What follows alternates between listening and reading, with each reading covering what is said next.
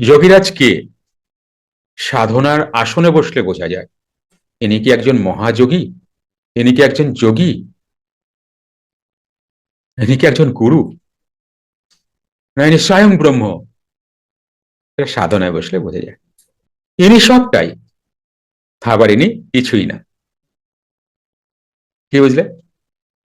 ইনি সবটাই, আবার ইনি কিছুই না। কিছুই না মতলব নাই, সব জায়গায় আছে, কিন্তু তাকে খুঁজে পাওয়া যায় না।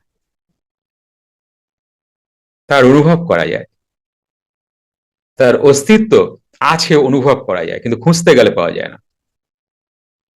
ইনি তো যোগীরাজ। এটা কিন্তু, যে তাকে খুঁজতে গেলে পাওয়া যায় না, সব জায়গায় আছেন, এটা কার কথা বলছি? এটা চঞ্চল মনের কথা বলছি।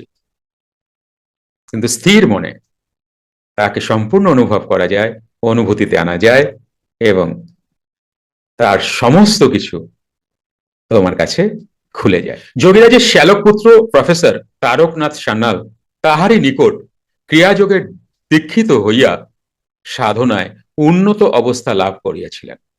তিনি একদিন যোগীরাজকে জিজ্ঞাসা করিয়াছিলেন, আপনার গুরুদেব মহাযোগী বাবাজি মহারাজকে একবার আনান, আমরা তাহাকে দেখিতে ইচ্ছা করি।